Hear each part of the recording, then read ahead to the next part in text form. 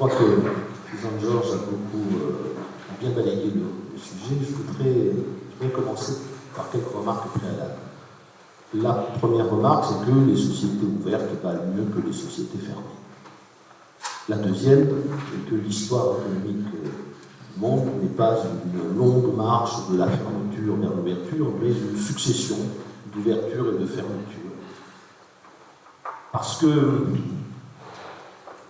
ce n'est pas seulement les économistes qui décident, ni même les gouvernements tout seuls, qui décident de l'ouverture et de la fermeture.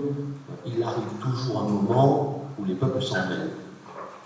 Et lorsque les peuples s'en mêlent, eh bien, on n'a pas beaucoup de choix, on est obligé de les suivre. Donc aujourd'hui, ce qui nous menace le plus, ça n'est peut-être pas la fin de la démocratie par la domination multinationale, c'est plutôt la réaction violente des peuples qui va nous conduire à mettre en péril la démocratie par la montée de tous les extrêmes. On va réussir, si on continue ainsi, à mettre au pouvoir les extrêmes, peut-être pas seulement les populistes, mais les nationalismes, les gens qui détestent la République et la démocratie. Voilà, ce sera un beau succès. La dernière remarque que je voudrais faire, c'est qu'il ne s'agit pas de faire le procès, pour moi, des multinationales. Il s'agit de faire le procès des gouvernements et des majorités qui ont accepté ces traités, qui les acceptent toujours, qui acceptent d'être partie prenante à des procès, car depuis le début, on ne parle pas de loi économique ou de déterminisme technique, on parle de choix politiques. Tout ce qui nous arrive résulte de choix politiques, parce que ce ne sont pas les multinationales qui négocient le traité transatlantique, ce sont des responsables politiques. Le traité avec le Canada, c'est la même chose, l'AMI dont vous avez si bien parlé tout à l'heure, c'était la même chose. Tous ces traités sont signés par des gouvernements, sont négociés par des gouvernements ou par leurs représentants dans l'Union européenne. Ils sont ensuite ratifiés par le Parlement. Il s'agit donc d'un problème politique. Avant d'être un problème de fatalité économique, les gouvernements ne se font pas arracher le pouvoir par les multinationales, ils le leur donnent. Et c'est une question qui est totalement évacuée du débat public. Alors, il est vrai qu'il y a plusieurs manières de prendre le problème. Il y a des gens qui veulent tout fermer.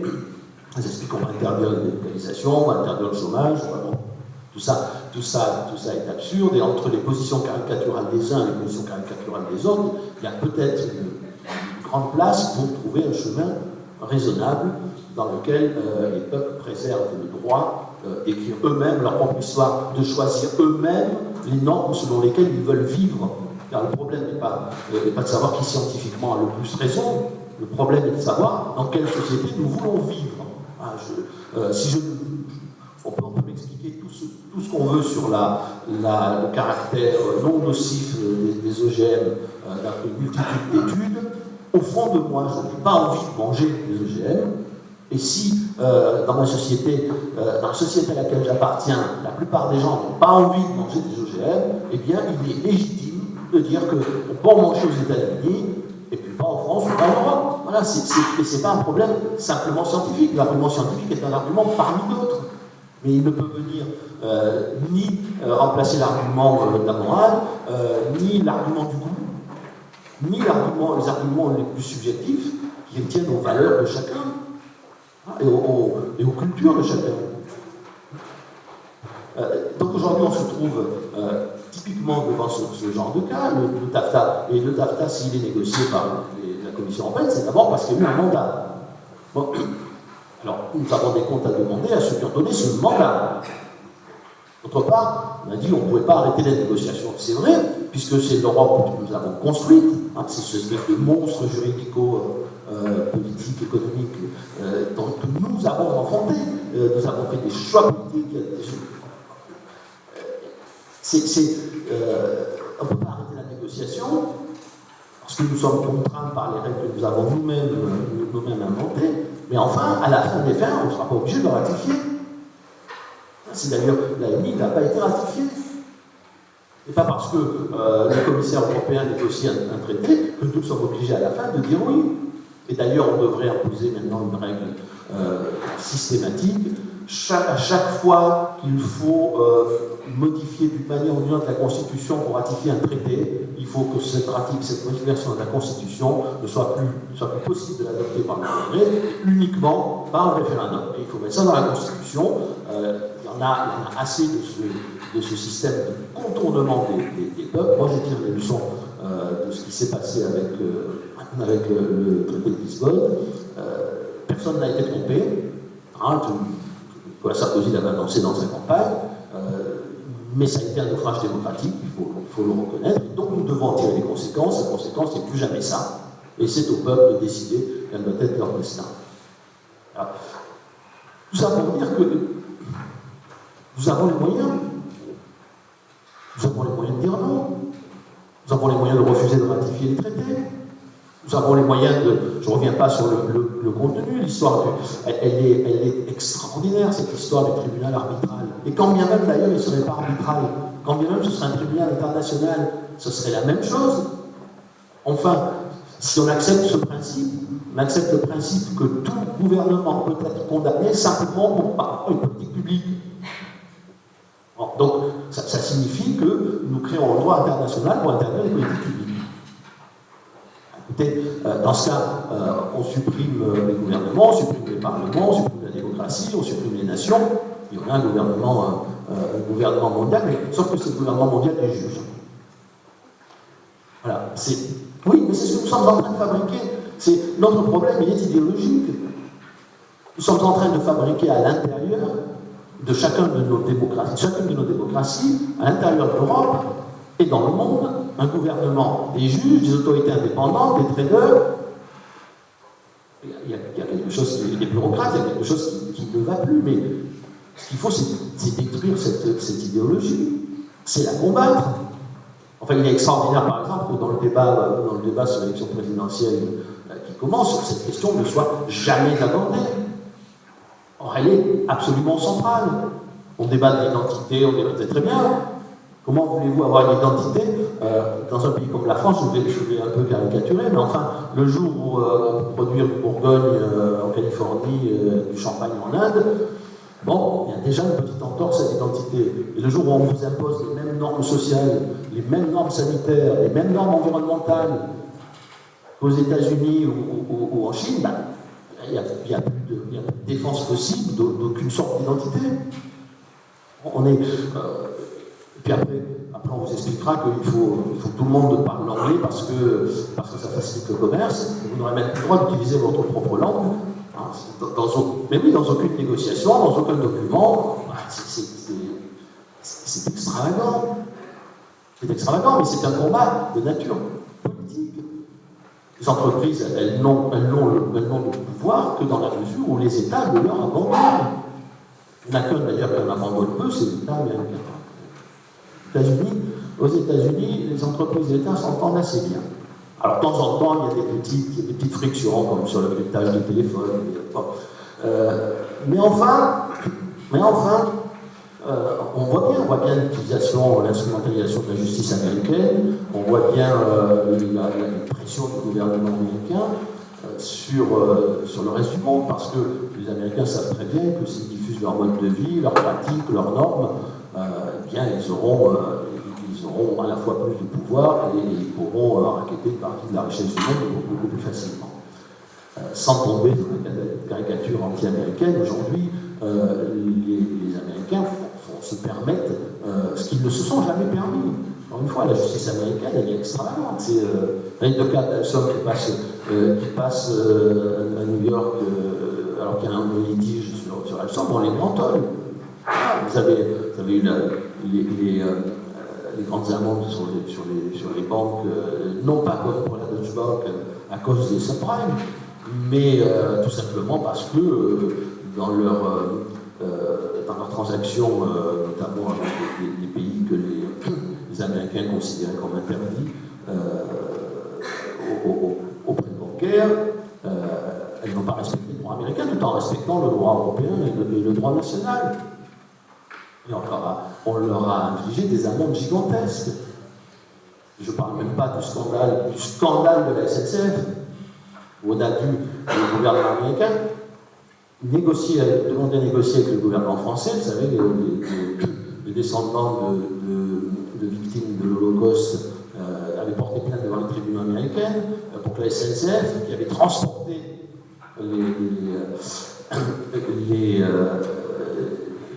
les juifs de la solution finale, ils ont demandé des indemnités à la SNCF. Et le tribunal américain les ont accordés. C'est quand même fantastique. Hein. C'est la première fois qu'on condamne non pas l'occupant, mais l'occupé. C'est pas grave. Les Américains, le gouvernement américain et le gouvernement français disent bon, on va négocier avec vous. On vous promet que si vous acceptez nos conditions, vous aurez la paix juridique. La paix juridique. Sinon, vos intérêts, le gouvernement français a cédé. Et le Parlement français a cédé et a ratifié l'accord. Il fait encore une fois qu'une entreprise publique dans un pays occupé est condamnée à verser des dommages et intérêts aux victimes de l'occupant. Je pense que les Américains ne sont jamais allés aussi loin qu'aujourd'hui dans le forme d'impérialisme économique. Et alors la question que je me pose est simple, c'est à quoi sert donc l'Europe si elle ne sert pas à ça? Si elle ne sert pas à s'opposer à ce type de rapport de force? La réponse est à rien. Alors, soit l'Europe sert à quelque chose, elle se bat contre, on a tout à fait les moyens, vous interdisez aux banques françaises de travailler aux États-Unis, on interdit aux banques américaines de travailler en Europe, vous allez voir, hein, on va tous se mettre autour de la table, et ça va tout se passer de la même façon. Bon, mais si on ne le fait pas, à quoi ça sert de supporter cette masse terrible de réglementation, de contraintes que représente l'Europe aujourd'hui, de naïveté? Rien. On ne va pas continuer longtemps de cette manière. Enfin, moi, j'attends avec intérêt le TAFTA, je n'ai pas vu le texte. Moi, je refuse d'aller poser mon téléphone, de rester 3 quarts d'heure, d'être contrôlé. Enfin, c'est pas possible. On peut sur le boulevard Saint-Germain, du cadre de négociation, le boulevard Saint-Germain. J'ai des collègues qui sont allés, ils sont partis. Parce que c'est indigne. Mais je ne sais pas ce qu'il y a dans le texte. Précisément, à part, on sait qu'il y a le tribunal arbitral, on sait qu'il y a le problème des appellations géographiques. Après, je ne sais pas quel est le détail du texte, mais enfin, je doute que dans le texte, il y ait l'abandon par les États-Unis, par exemple, du Buy American Act. Attends, avec intérêt, puisque l'Europe, elle a ouvert ses marchés publics à tout le monde, vous ne pouvez pas acheter 1 kilo de carottes sans faire un appel d'offres mondial, quasiment, dans une collectivité publique. Aux États-Unis, vous ne pouvez pas dépenser $1 d'argent public pour acheter un bien ou un service qui ne soit pas produit aux États-Unis. C'est quand même extraordinaire. Alors après, on explique que si elles sont produites aux États-Unis, des locomotives, c'est parce qu'elles ne sont pas compétitives. Ben non, c'est parce qu'aux États-Unis, vous ne pouvez pas. D'abord, il faut dire que les locomotives voyagent assez mal. Et puis d'autre part, parce que de toute façon, quand il s'agit d'un marché public, vous devez produire aux États-Unis. Bon, est-ce que dans le TAFTA, on va voir les Américains expliquer que finalement, on n'est plus obligé de produire aux États-Unis? Et je précise que ça vaut pour tous les marchés publics, ça vaut aussi pour les plans de relance. Vous ne pouvez pas dépenser aujourd'hui $1 d'argent public pour acheter un bien ou un service qui n'est pas produit aux États-Unis. Alors, dans cette idéologie, au cœur de cette idéologie, quel est le problème? Le problème, il est le suivant. On ramène toujours cette histoire au débat entre le protectionnisme et le libre-échange. Et Jean-Georges a parfaitement raison, c'est pas un problème de commerce. Au début, le libre-échange, c'était l'abaissement des barrières tarifaires, les contingentements. Alors, je pense d'ailleurs que ça ne peut pas être absolu, il peut y avoir des cas de l'Américain s'en prive pas, il peut y avoir des cas de dumping où on remet des barrières tarifaires pour corriger un dumping. Mais, grosso modo, ça concernait les entraves directes aux échanges. Et puis on est passé aux barrières non tarifaires. Et c'est là que tout change. On n'est plus du tout dans le problème du commerce, on est dans l'harmonisation, l'uniformisation, l'aplatissement des valeurs, des principes, des institutions de chaque société. Voilà, cette histoire de barrières non tarifaires, c'est sans fin. Et d'ailleurs, on voit bien, c'est l'histoire du tribunal arbitral du nouvel État. Les États ne doivent même plus avoir le droit de faire des politiques publiques. Vous ne pouvez pas considérer, par exemple, l'éducation, la culture, ce sont des biens, comme on pourrait dire la santé aussi. Et non, vous devrez, dans l'avenir, si on continue comme ça, les traiter de la même manière. Tout se vend et tout s'achète. Ça n'a plus rien à voir avec le débat traditionnel sur la fermeture ou l'ouverture. C'est une toute autre question qui est posée. Et puis le débat sur le protectionnisme et le libre-échange, c'est moins simple qu'on le dit, quand même très intéressant. L'Angleterre, quand elle a, dans les années 1840, ouvert ses frontières et pratiqué le libre-échange, et après s'est répandue progressivement dans toute l'Europe, elle avait un siècle et demi de protectionnisme derrière elle.